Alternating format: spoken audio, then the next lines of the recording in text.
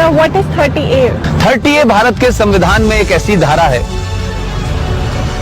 ये धारा ये कहती है कि हिंदू अपने धर्म की शिक्षा नहीं दे सकता, अपने कॉलेज में नहीं दे सकता, प्राइवेट कॉलेज में नहीं दे सकता, इसके लिए कॉलेज नहीं बना सकता, और जो सरकार के जो कॉलेजेस हैं उसमें नहीं दी जा सकती। लेकिन एक धारा है 30, वो 30 धारा मुसलमानों को इस बात की इजाजत देती है कि वो अपनी मजहब की शिक्षा के लिए कॉलेज खोल सकते हैं, वो मदरसे चला सकते हैं, क्रिश्चियन अपने मदरसे चला सकते हैं, स्कूल इंस्टीट्यूशन चला सकते हैं जहां वो अपने मजहब की शिक्षा दे सकते हैं। मेरा सवाल यह है, क्या संविधान के निर्माताओं को इस बात का बोध नहीं था कि सिम्मी जी, अगर आप अपने धर्म की शिक्षा आपको नहीं मिलेगी तो आप में संस्कार कहां से आएंगे, आप में फेथ कहां से आएगा, आप वेद क्या हैं, पुराण क्या है, कैसे जानेंगे अगर आपसे कहा जाए आपको यह नहीं पढ़ना है।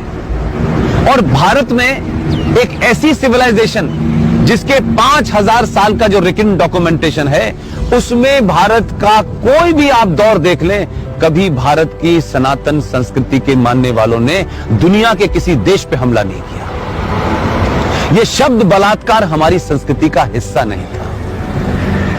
ये घूंघट इसलिए नहीं था कि हमारे यहां था, हमको गलत नैरेटिव दिया गया।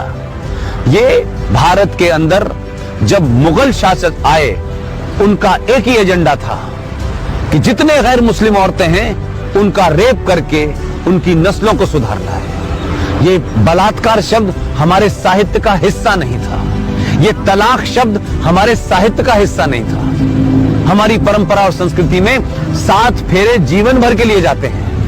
इस्लाम में शादी is a contract between 2 people, it's a business.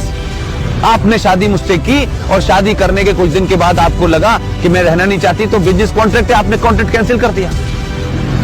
तो आर्टिकल 30A भारत के संविधान से हटना चाहिए।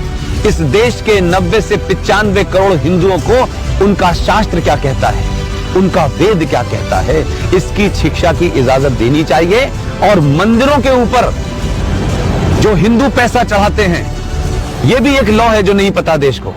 भारत के जितने भी मंदिर हैं उस पे जो पैसा चढ़ता है वो सरकार के खजाने में चला जाता है। और भारत के मजारों के ऊपर जो पैसा चढ़ता है, जो गुरुद्वारों में पैसा चढ़ता है, वो सारा का सारा पैसा उस धर्म के मानने वालों के पास चला जाता है। सिर्फ भारत के हिंदुओं का पैसा जो आप अयप्पा पे चढ़ाती हैं, जो महाकाल पे चढ़ाती हैं, जो वैष्णो देवी पे चढ़ाती हैं, वो पैसा सरकार ले लेती है। तो अगर भारत के मंदिरों पे चढ़ने वाले पैसे से भारत के लोग, हिंदू लोग, सनातनी लोग अपने विश्वविद्यालय खोलना चाहें कि हम सनातन की के बारे में बताएंगे, पुराणों को पढ़ाएंगे, तो उसकी भी छूट नहीं है। ये संविधान में 2 धाराएं एंटी हिंदू हैं, इनको समाप्त होना चाहिए। और मैंने कल भी घोषणा की है कि अगले 2 साल में इसके खिलाफ भी मैं